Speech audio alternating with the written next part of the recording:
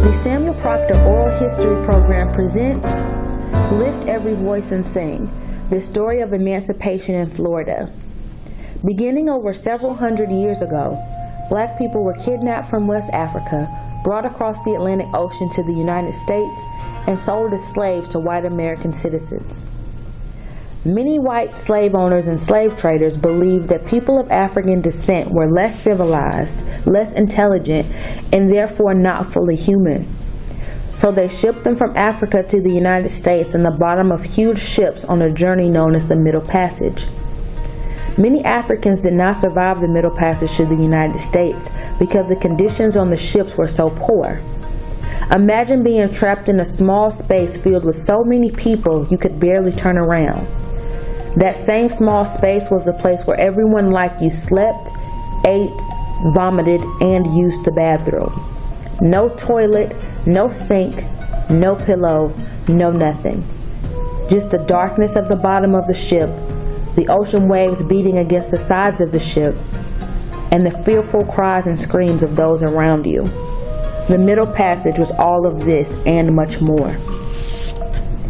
The Africans who survived the Middle Passage and made it to America were immediately sold on the auction block. The auction block was a public space with a wooden platform where slaves were presented to the public and sold to the person willing to pay the most money, or the highest bidder. At the auction block, several black families were split up. Black mothers and fathers might be sold to one buyer and their infant child to another. Brothers sent to one state and sisters sent to another, more than likely never seeing each other again. Once slaves arrived to their owners' homes, slave owners forced slaves to do extreme physical labor on cotton and sugar plantations. But slavery was much more than just forced labor with no pay. Slaves were beaten and killed for the smallest offenses, sometimes for no reason at all. Slaves were fed very little and received little to no care when they were sick.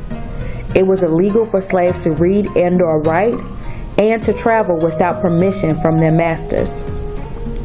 Ultimately, slavery reduced black people down to property. In the 1860s, slavery was a huge source of tension for the country, which was already divided into two separate nations. The Confederacy, all the yellow states in the picture where slavery was legal, and the Union, all the blue states where slavery was outlawed, and purple states where there were still slaves. Keeping slavery or getting rid of it would not only change the lives of African Americans, it would change the economy or the way individual states and the federal government made money, and it would change the laws and rights of individual states and the government. Although many people wanted slavery to continue, Abraham Lincoln, the 16th President of the United States, issued the Emancipation Proclamation in 1863 during the Civil War. Emancipation means to set free from slavery, and a proclamation is a public announcement of great importance. Hence, the Emancipation Proclamation was an announcement of the freedom of black slaves in Confederate states. Even though the President's Declaration went into effect on January 1st, 1863, the news of freedom spread very slowly because there were no phones, no internet, or televisions to carry the news widespread across the country. With most soldiers fighting in the Civil War, even in communities where slaves knew they were free, there were no soldiers to make sure slave owners actually freed their slaves. For those two reasons, slaves in Texas did not find out they were free until June 19, 1865, over 2 years after the Emancipation Proclamation was declared. Freed slaves in Texas created the holiday Juneteenth to celebrate the reading of the Emancipation Proclamation in Galveston, Texas on June 19th. But slaves in Florida found out about their freedom 1 month earlier. On May 20th, 1865, Union General Edward McCook stood on the steps of the Knott House in Tallahassee and read the Emancipation Proclamation. That was the first reading of the Emancipation Proclamation in Florida, and it freed the slaves in Florida.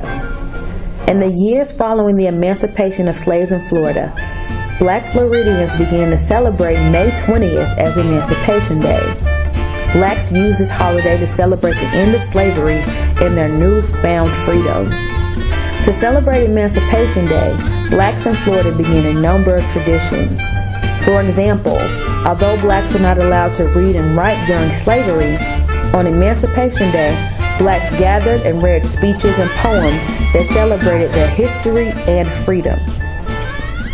During slavery, blacks were often separated from their family members and denied basic needs like clothing and food. So during Emancipation Day celebrations, blacks made sure to gather with their families and dress in their finest clothes, privileges they would not have had during slavery. Families sang songs, played music, and held parades through the streets of Floridian cities across the state. They had large picnics with large barrels of lemonade and tables full of chicken, potato salad, greens, and various cakes and pies. Children often wrapped the Maypole at Emancipation Day celebrations as well. The Maypole was a large pole that had long ribbons and beautiful colors that children could wrap around the pole for decoration. The Maypole was a symbol of independence and freedom, so it was a fitting tradition for newly free blacks in Florida. Henrietta Hill Jefferson, a native of Leon County, Florida, recalls that her family paid very little attention to the 4th of July, but they always celebrated Emancipation Day. She recalls, quote, "Everybody would come with their baskets and all their beautiful tablecloths, and the women would spread them on the ground and they'd fix the food, a pile here and a pile there and all over the place. Everybody would say a speech. And my brothers would always say while we were having the 20th of May. We were always taught that as kids. That is from the day people were freed, when we had emancipation, and we still do that."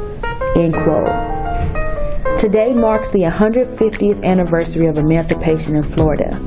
Emancipation Day is an important holiday for all Floridians.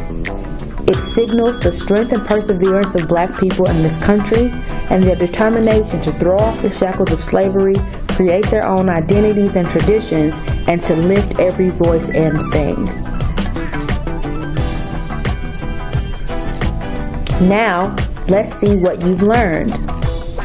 What was the name of the journey that enslaved Africans made across the Atlantic Ocean to America? Was it A, the Dark Passage, B, the Middle Passage, or C, the American Passage? If you guessed B, the Middle Passage, then you are correct. Give yourself a round of applause.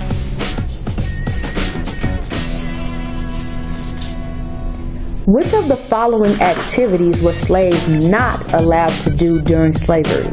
Keyword not.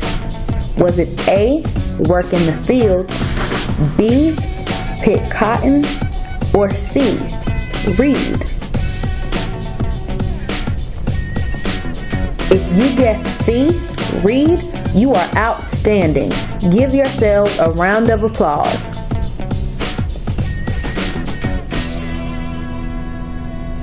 What does the word emancipate mean?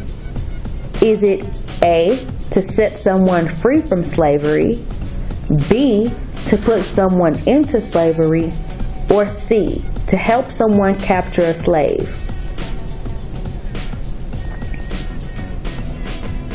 If you guessed A, to set someone free from slavery, then you are on point.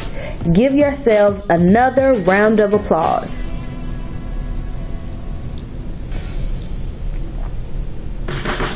Which of the following traditions is part of the Emancipation Day celebrations in Florida? Is it A, ice skating, B, wrapping the Maypole, or C, lighting fireworks?